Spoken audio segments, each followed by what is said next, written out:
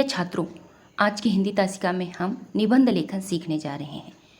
निबंध यह 7 मार्क यानी कि 7 अंकों के लिए है।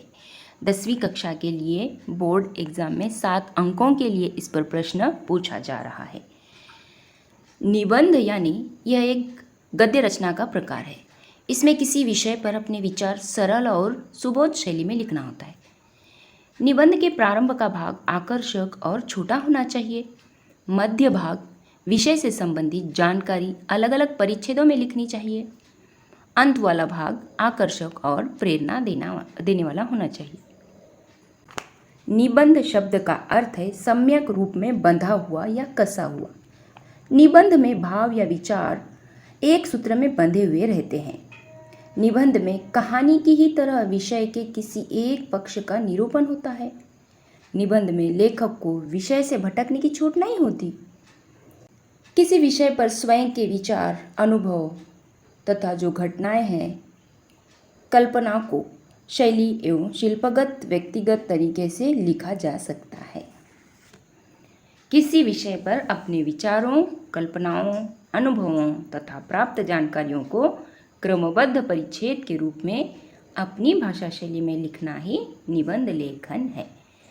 निबंध लिखते समय जो ध्यान देने योग्य बातें होती है, यानी कि किन बातों की आवश्यकता है, ये अब हम देखेंगे।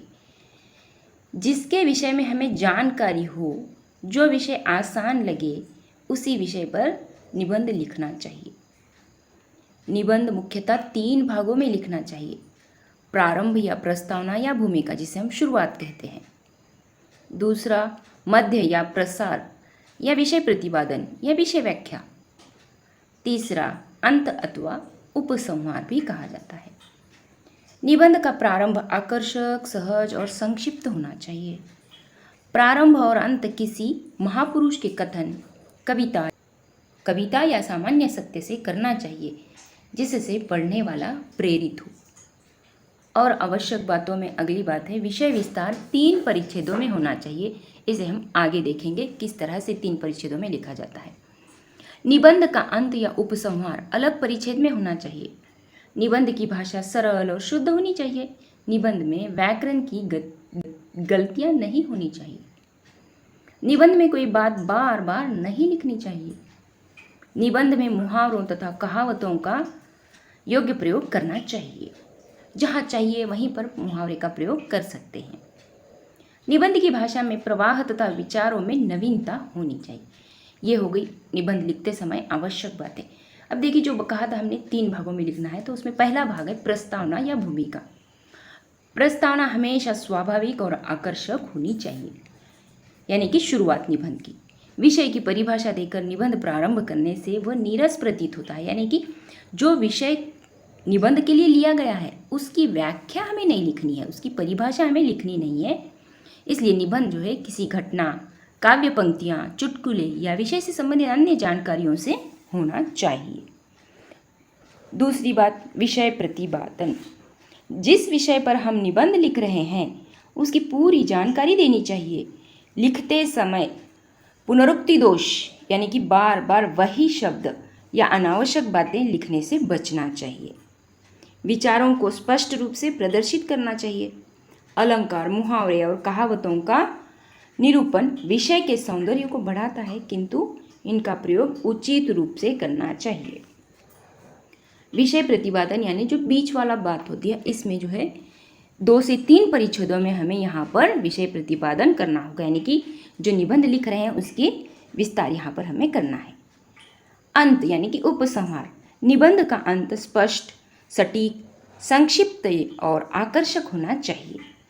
पूरे निबंध का निचोड़ या निष्कर्ष अंत में लिखना चाहिए। साथ ही अपने विचारों को भी प्रदर्शित करना चाहिए। इस तरह से 3 भागों में निबंध में लिखना चाहिए। अब हम देखते हैं निबंध के प्रकार। निबंध लेखन के प्रकार 5 हैं। आत्मकथनात्मक निबंध। इसमें किसी वस्तु, प्राणी, व्यक्ति की जगह पर स्वयं को स्थापित करना होता है और खुद हम हैं इस तरह से सोचकर वहाँ पर निबंध में लिखना होता है। जैसे कि मैं सागर बोल रहा हूँ।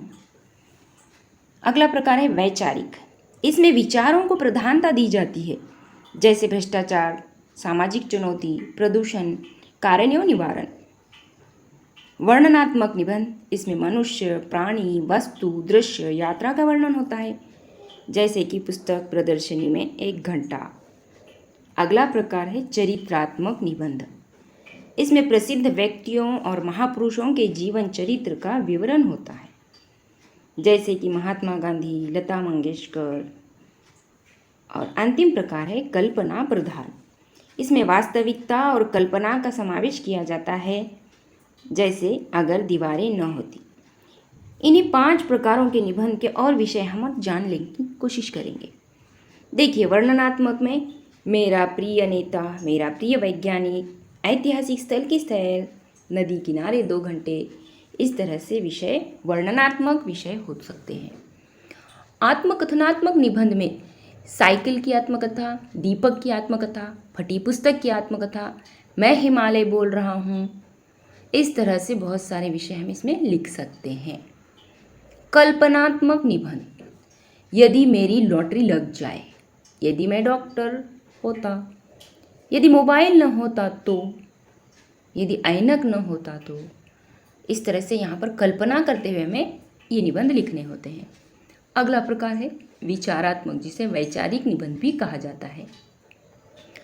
विज्ञान से लाभ हानि, जन सेवा ही ईश्वर सेवा है, समाचार पत्र, विज्ञान के चमत्कार, इसमें ऐसे प्रकारों के निबंध आते हैं। और अंतिम प्रकार है चरित्रात्मक निबंध, मेरा प्रिय गायक, मेरा प्रिय खिलाड़ी, मेरा प्रिय अभिनेता, मेरा प्रिय लेखक, इस तरह से इसमें हम निबंध लिख सकते हैं। निबंध के 5 प्रकार में से आज हम यहाँ पर कुछ प्रकार के निबंध देखेंगे। पहला है विचारात्मक निबंध। विचारात्मक निबंध में अब विषय विज्ञान के चमत्कार, यह निबंध अब देखेंगे।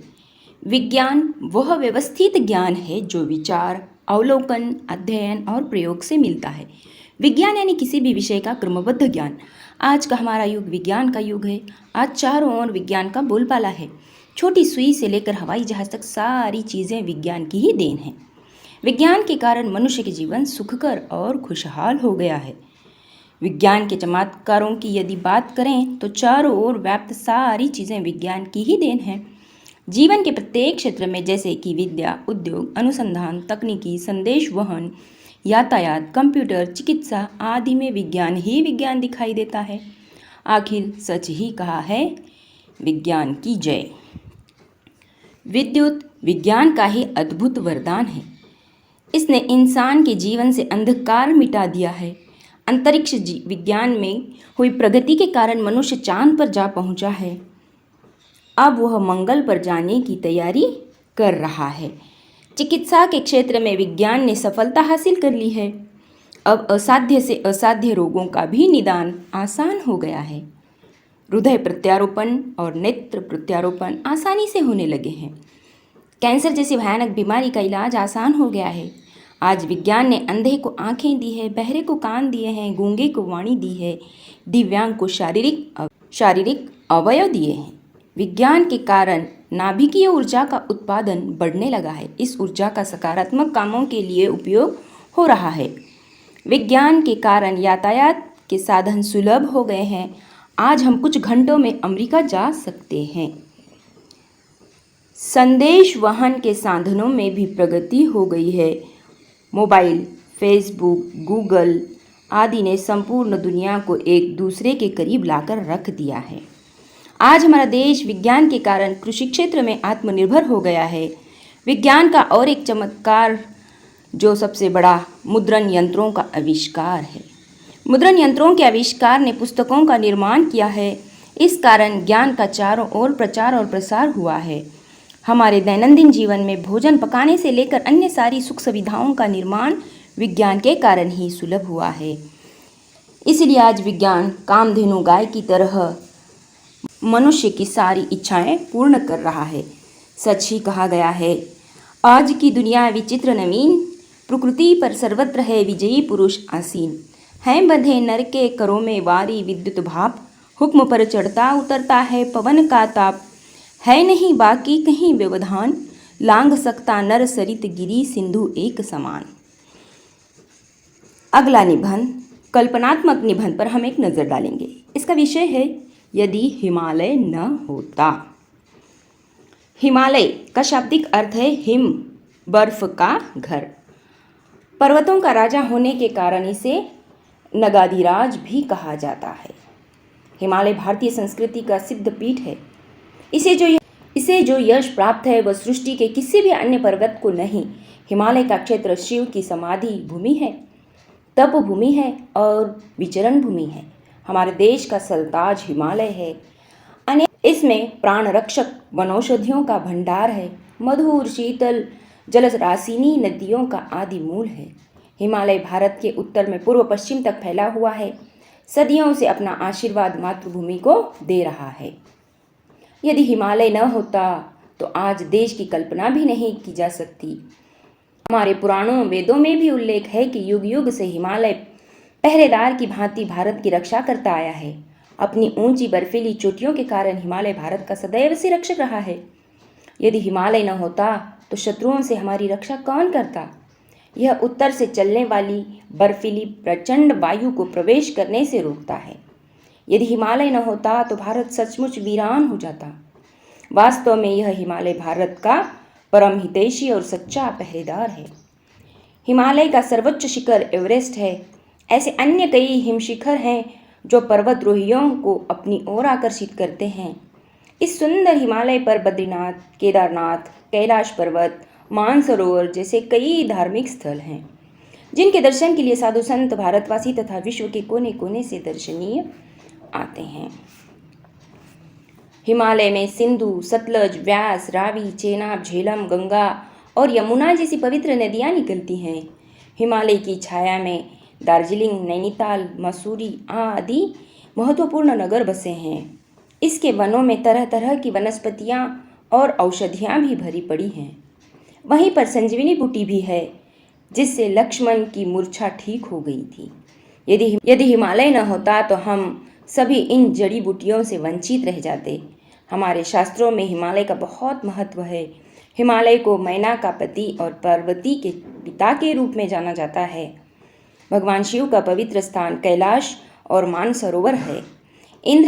इंद्र के रथ पर सवार होकर युधिष्ठिर ने यहीं से प्रस्थान किया था। अमरनाथ की प्रसिद्ध गुफा, वैष्णो देवी का प्रसिद्ध मंदिर भी यहीं है। इस तरह हिमालय सदा से ही भारतीय इतिहास, संस्कृति और गौरव का साक्षी रहा है। यदि यह न होता तो शायद हमारी भारतीय संस्कृति भी इतनी अक्षुण्ण न होती। अगला प्रकार है आत्मकथनात्मक निबंध। यहाँ पर इसका विषय एक अंधे की आत्मकथा हमने लिया है। अगर हौसले हो बुलंद, इरादे हो नेक, तो मंजिल अपने आप आपके कदम चूमेगी। अगर हौसले हो बुलंद, इरादे हो नेक, तो मंजिल अपने आप आपके कदम चूमेगी। मनुष्य चाहे विकलांग हो या अपंग या दृष्टिहीन, किसी के लिए भी काम असंभव नहीं है। मनुष्य की चाहत उसके हर काम के लिए रास्ता निकाल लेती है। मेरे साथ भी कुछ ऐसा ही हुआ। दृष्टिहीन होने के बाद भी मेरे उत्साह, लगन और क्रियाशीलता में कोई कमी नहीं आई। अब तो आप समझ ही गए होंगे कि मैं कौन हूँ।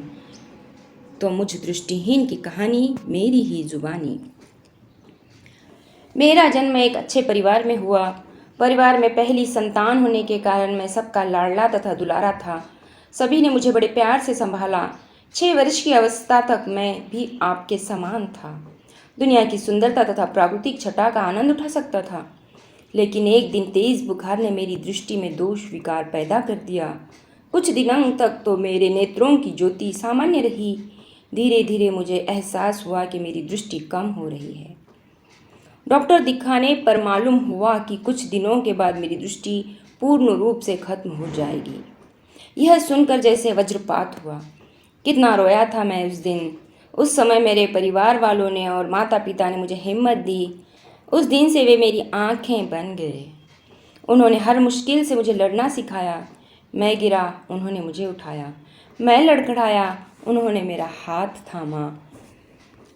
मेरे पिताजी पहले खुद समझते, फिर मुझे समझाते। हर सुख सुविधा का ध्यान रखते।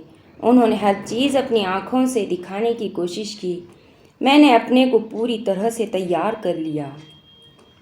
फिर भी दृष्टिहीनता का सदमा सहन करना मेरे लिए इतना आसान नहीं था।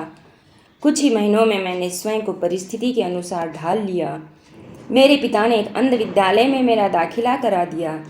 वहाँ से मैंने 10वीं की परीक्षा 75% अंकों से उत्तीर्ण की। संगीत में मुझे बचपन से ही रुचि थी। गुरुजी हर उत्सव पर मेरा विशेष संगीत कार्यक्रम रखते थे। गायन के साथ साथ मैं तबला भी बहुत अच्छा बजाता था। मेरी आवाज़ सुरीली थी।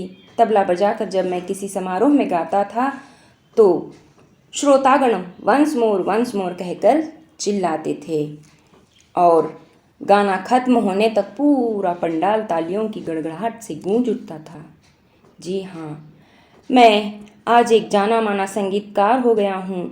मेरे नाम से बड़े बड़े कार्यक्रमों का आयोजन किया जाता है। मेरे माता पिता का गौरव मेरे कारण बढ़ा।